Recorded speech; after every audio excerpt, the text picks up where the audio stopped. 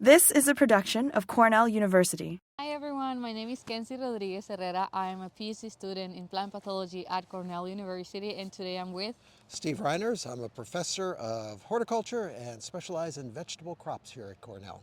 welcome to our series vegetable gardening, and today we're going to learn about planting tomatoes. So Steve, tell us a little bit about that. Well, I'm embarrassed to show you these, but I'll just say that maybe we did this just for the demonstration Yeah, today. that's why. But this is not a good tomato transplant. It should be probably about this tall. This was planted way too early, and you can see it's just gotten very elongated. It doesn't look very good, but although it doesn't look very good, it can recover. And there's two ways that you can take advantage of a long stem like this. And I'll come down here. The first would be to just dig a very sort of deep hole. Tomatoes are one of the few crops that we can plant deeper than where it is right here. With most crops, we want to make sure the soil line is right even with where it would go into the soil. But here with tomatoes, especially when they're like that, we could plant them nice and deep. And what will happen is there'll be roots that will be forming all along that. And I'm going to take off these extra leaves. We don't need those. Probably take that one off as well. So you could dig a hole, even go down further than I did. You could go down a foot even. Okay. Again, roots will come off of that. The issue you have with that is, again, the deeper you go, even though this is a raised bed, the soil's going to be cooler. So another way to go with something like this would be to what we call using a trench method.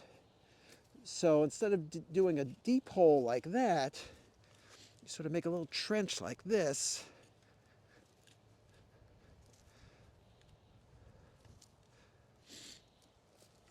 I'll take off these old leaves that aren't going to do any good, and lay it down like this, Wow. and then just cover that up entirely. So the advantage with that, and this will start growing straight up, the advantage with this is the soil is going to be warmer than the deep roots that would be forming here, and the warmer the soil, the more rooting you're going to get. So again, there's two ways to do that. This is kind of nice too because it kind of hides the fact that it was even You an didn't plant it on overgrown time. transplant. Do you think that in terms of production or the time of harvest is going to be the same with these two methods? It might be a few days difference. Maybe this one would be a little bit more of an advantage, but might not be noticeable. What is the oldest you think I could leave my transplant, or like I can do a transplant of a tomato plant?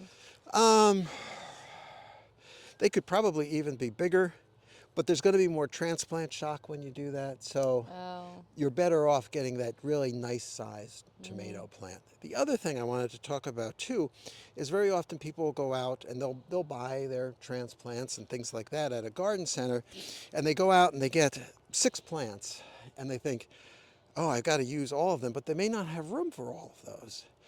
Think about the spacing you want for your tomato. yeah. Probably no closer than 1.5 feet, but very often you'll see a tomato plant here, and then there's one here where the leaves are almost touching at this point. And again, it's too close. You've got to think close. about that final spacing because, again, they'll start competing with each other. You're not going to get a very good yield. The leaves will never dry because they're close together. More disease problems. So again, think about that. And again, that could go on that plan on paper as well, the spacing that you want to have. Do you recommend doing the transplanting in the morning?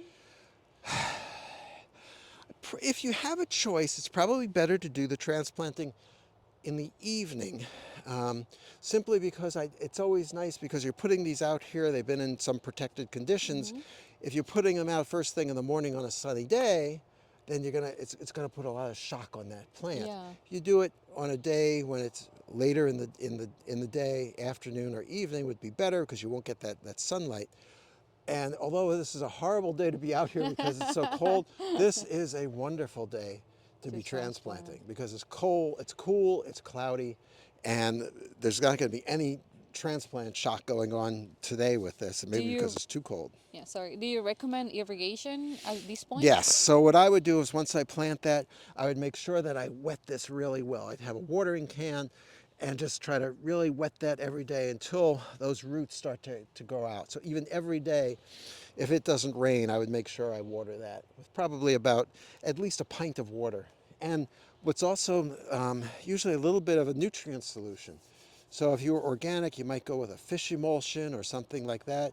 If you were willing to use a fertilizer, something like a Miracle Grow, especially something that's high in phosphorus, is really helpful to get these things established.